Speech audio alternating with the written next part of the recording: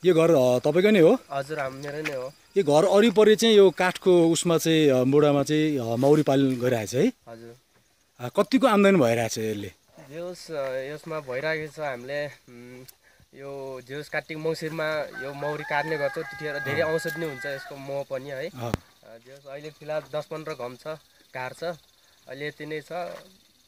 जेउस भइरहेको छ, एउटादेखि 1.5 किलो मह लगायो भने जेउस निक्लिन्छ। कति पैसा आउँछ यबाट चाहिँ? पैसा त अब जेउस सानो सानो गुजरात चल्छ भनौँ है। अब 1 किलोमा अब हामीले 600 रुपियाँ ल्याउँछौँ होइन। अब त्यसै गरी अब एउटामा 1.5 किलो 2 किलोसम्म निक्ल्यो भने अब 10-15 खातमा धेरै पनि हुनसक्छ होइन। त्यसै गरी जो सानो सानो गुजराहरू चल्छ। यहाँ आएर कसैले भन्दैन कि यो मौरी चाहिँ यसरी अलिकति आधुनिक तरिकाले चाहिँ पाल्नु भनेर कोही आएको छैन यहाँ? त्यस्तो कसैले अझसम्म भने यो आफैले नै अब आफ्नै बुद्धिले नै यसरी बनाएको हो यो? हजुर, यो मेरो बुवाले बनाएको। बुवा अहिले इन्डिया जानुभएको छ। अहिले फिलहाल मैले हेरिरहेको छु यसलाई है।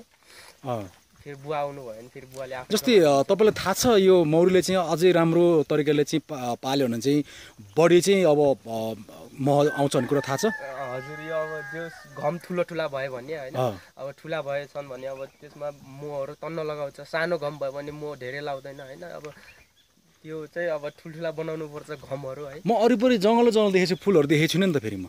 फुलहरू अब तपाईँको जङ्गली फुल, जङ्गली फुलहरू यस्तै अब सालहरू, चिउरीहरू, अब अनि हरेक चिजहरू फुल्छन्। त्यसको सबै चिजहरूको रसहरू ल्याएर लगाउँछन्। त्यही भएर यसको तपाईँको भनौँ न कुनै चिजको पनि हरेक चिजको यो औषधि हुन्छ कि यो मह भनेको जसले पनि लाग्छ है। बेच्नु चाहिँ कहाँ लाने? बेच्नु तपाईँको हाम्रो यो घरमै आउँछन्। कहाँको मान्छेहरू आउँछन्? यो बजारतिरका मान्छे आउँछन्। हो हजुर, हामीले यो बेच्नुलाई हामीलाई कुनै दिक्कत नै हुँदैन, प्रब्लम हुँदैन। घरमै आउँछन् किन्नुको लागि।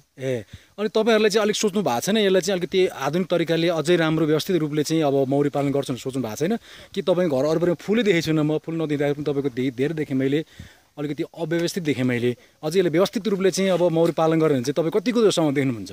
अब हुन त हुन्छ होला है। अब बुवाले गर्नुहुन्छ, बुवा बुढो भइसक्नु भयो। अब बुवा बुढो भइसक्यो। तपाईँ त तन्नेर हुनुहुन्छ नि त, सक्नुहुन्छ होला नि त होइन? जेस हामीले गर्नुपर्ने हो कि है। अब कतिसम्म देख्नु भएको छ तपाईँले चाहिँ यसको चाहिँ यो पालेर चाहिँ म बेचेर चाहिँ अब पैसा कमाउन सक्छु भन्ने चाहिँ तपाईँले देख्नु भएको छ? सम्म देख्नु भएको छ छैन? त्यति अब हल्का अब अहिले बुवा नहुँदाखेरि अब गरिराखेको छ के अरे है। अब बुवा हुँदासम्म त बुवाले गराउनु भएको छ। अब त्यो बुवा नभएपछि अब पछि अब हेरौँ कति हुन्छ। पहिले त धेरै पनि गराएको हामीले 25-30 घरसम्म बनाएको बनाउन चाहिँ है। अहिले त कम छ। पहिले हाम्रो यो हल्का घरमा प्रब्लम आइथ्यो, त्यसपछि हल्का कम छ भनौँ न। तपाईँको नाम चाहिँ?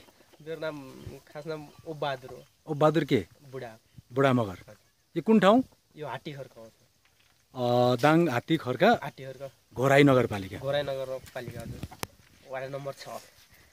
धन्यवाद।